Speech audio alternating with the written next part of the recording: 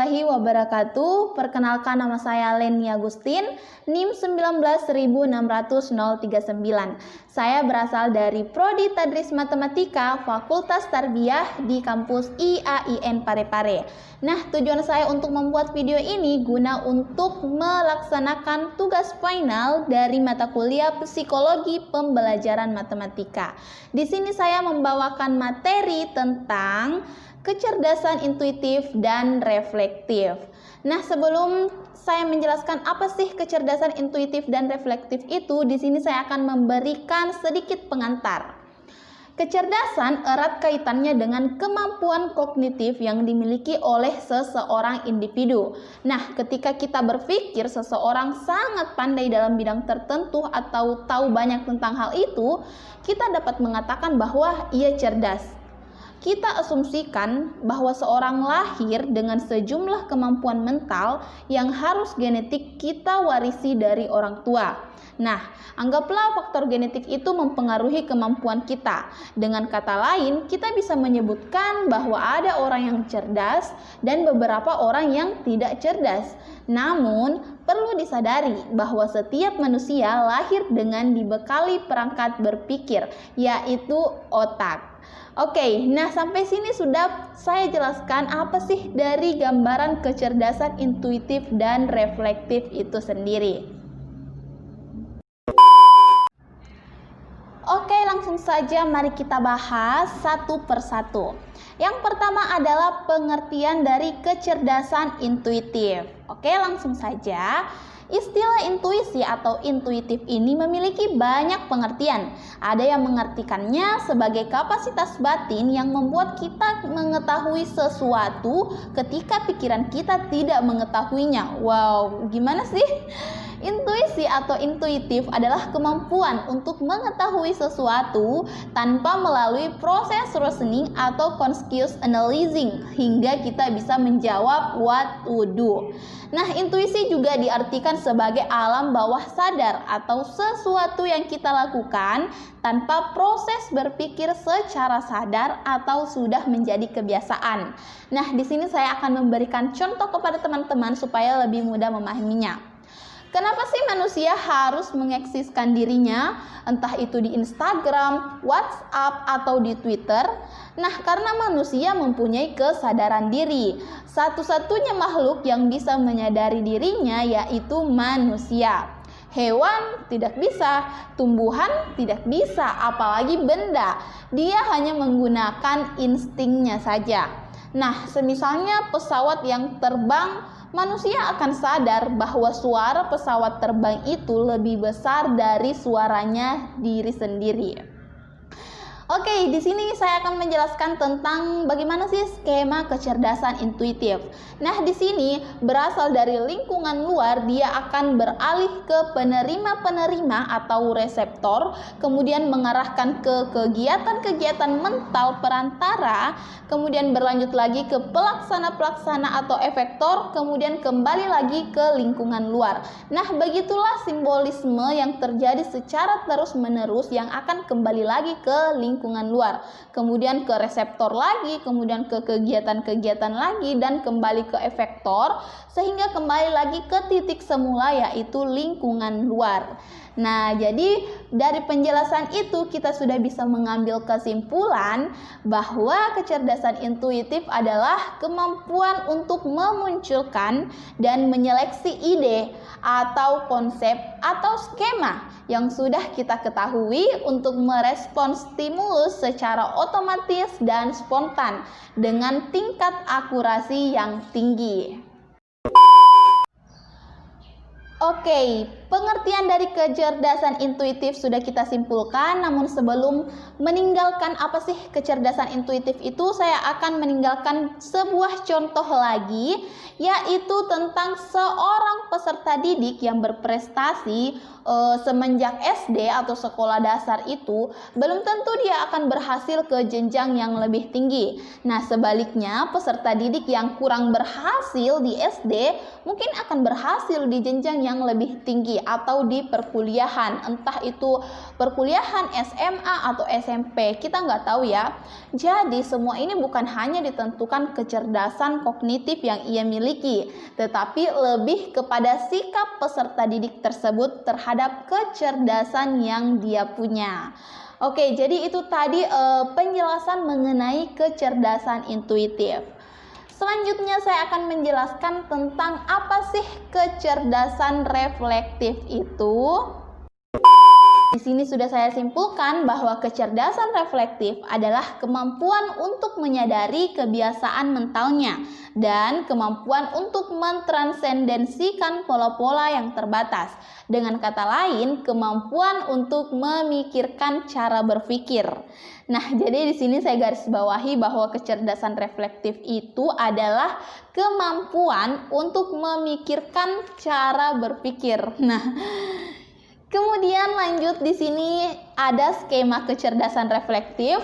Selain dari yang awal tadi itu skema kecerdasan intuitif, ternyata juga ada skema tentang kecerdasan reflektif. Nah, di mana skemanya itu berbeda dari yang sebelumnya.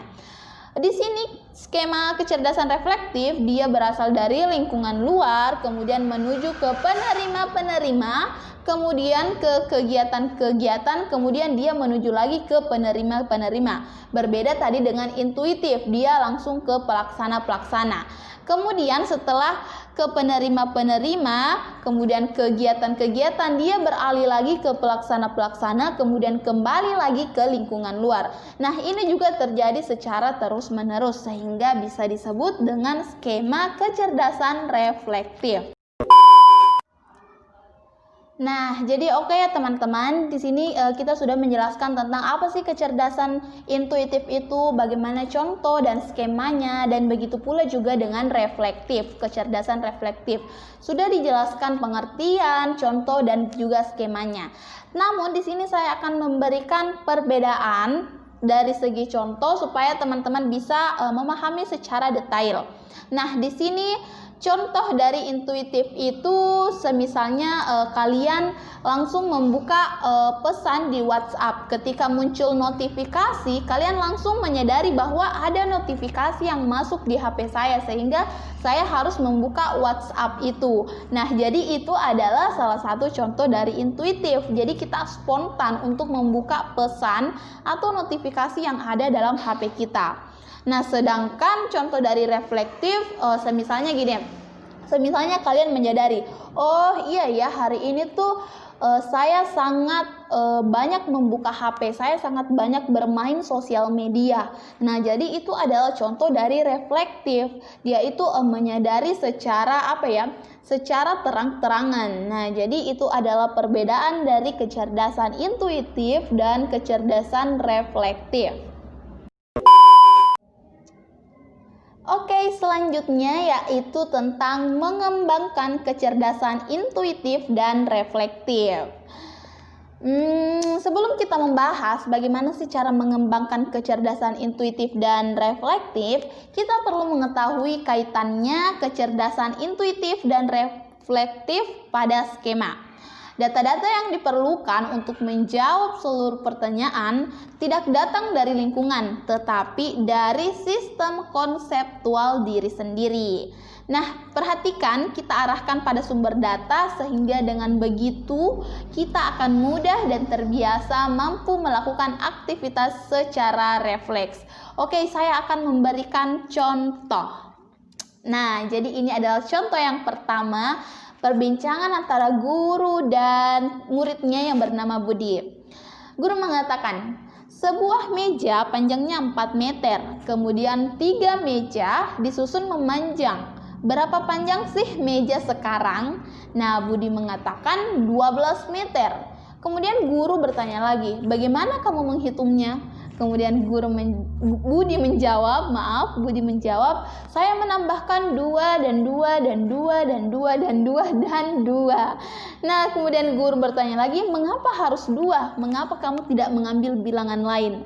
Nah, di sini kita juga bisa berpikir ya, kenapa sih Budi harus menjumlahkan 2 dan 2 dan 2? Kenapa bukan 4 dan 4 dan 4 atau 3 dan 3 dan 3? Karena sesuai dengan soal yang dikatakan oleh guru itu, sebuah meja panjangnya 4 meter. meter, kemudian disusun 3 meja. Kenapa harus angka 2 gitu? Kenapa bukan 4 dan 3? Oke, jadi di sini semoga pikiran kalian sudah terkonek ya dengan materi ini. Tapi di sini saya akan memberikan contoh kedua lagi untuk teman-teman lebih paham. Di sini ada perbincangan lagi dengan guru, namun dengan siswa yang berbeda, namanya Anto. Guru mengatakan, jika akan dibagikan 9 apel kepada 3 anak, maka berapa banyak apel yang diterima setiap anak? Anto menjawab, 3 buah. Kemudian gurunya, bagaimana kamu menghitungnya?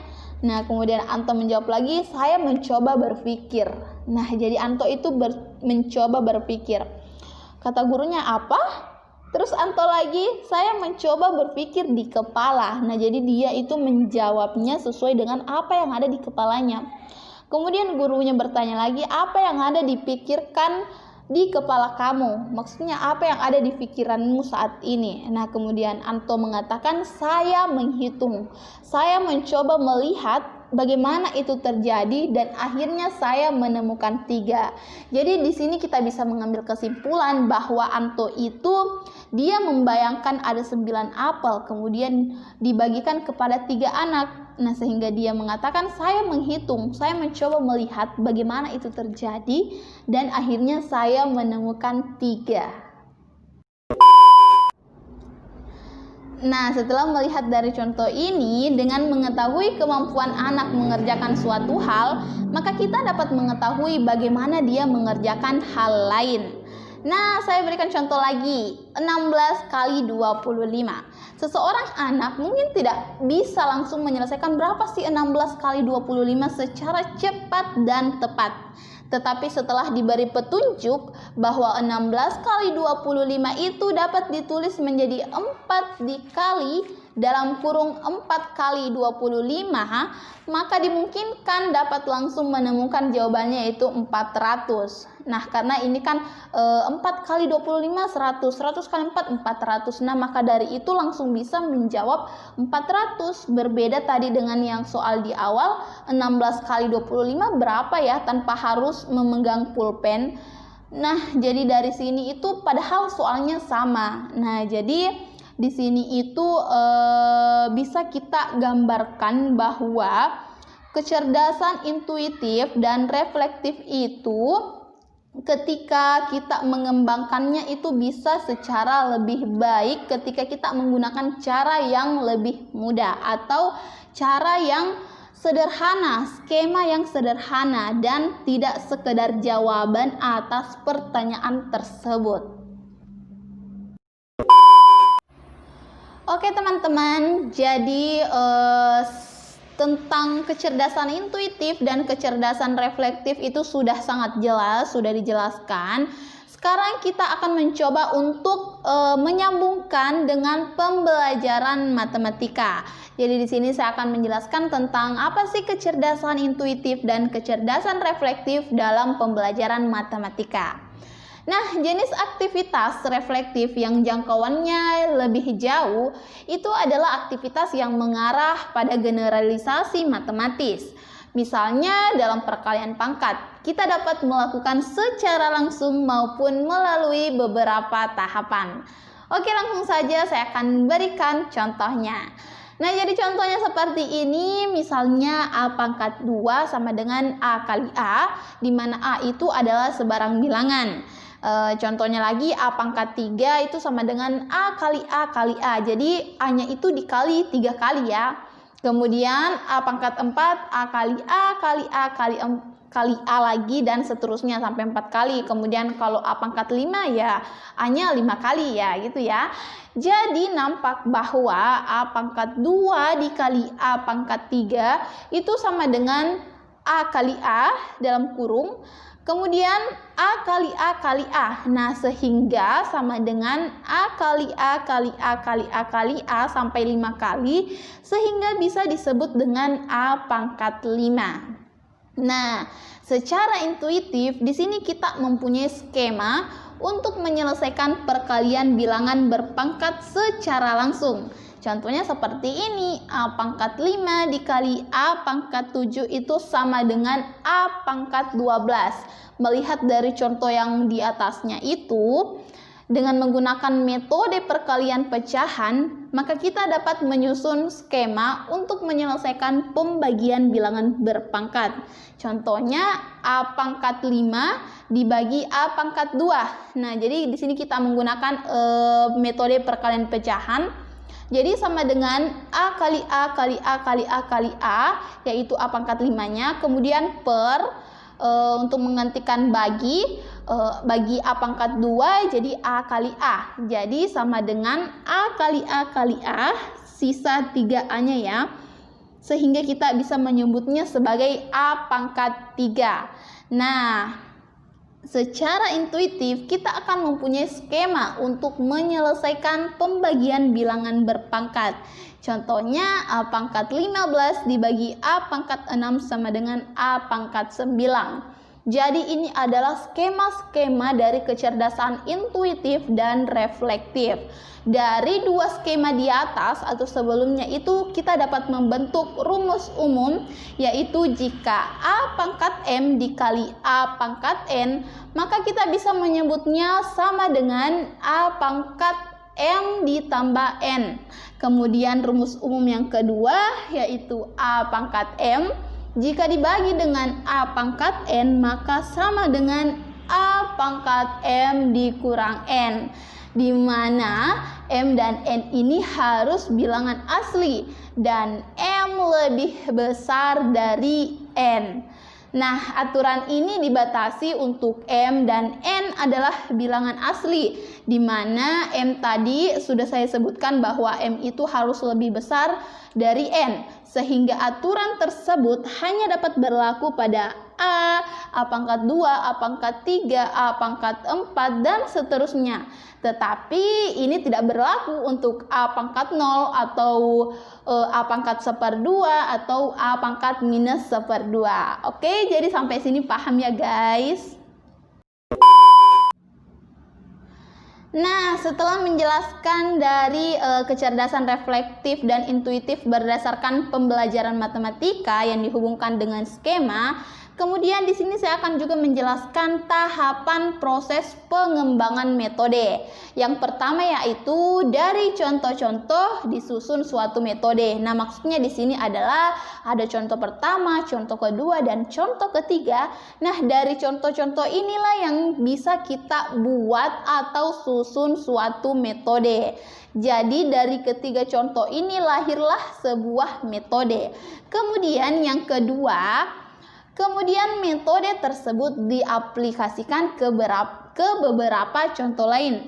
Nah, maksudnya yang pertama tadi kan ada 3 contoh. Nah, 3 contoh itu membentuk sebuah metode. Kemudian sebuah metode itu akan membuat lagi atau mengaplikasikan lagi ke beberapa contoh lain. Jadi di tahapan proses pengembangan metode yang kedua ini terbentuklah 2 contoh lagi dari suatu metode yang terbentuk dari 3 contoh. Nah, semoga teman-teman paham ya penjelasannya. Kemudian yang ketiga yaitu metode ini dirumuskan secara eksplisit dengan mempertimbangkan sesuatu yang ada di dalamnya dan menganalisis struktur.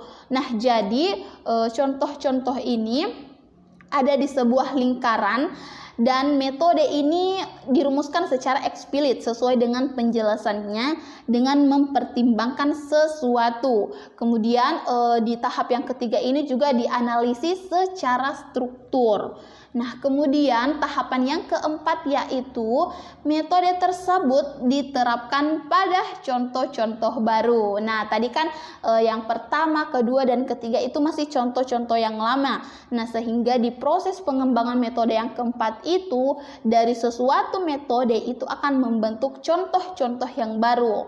Nah, di sebelah kiri ini ada contoh-contoh yang asli dari pengembangan tahap pertama, kedua, dan ketiga. Kemudian di tahap keempat yang sebelah kanan ini terbentuklah contoh-contoh yang baru.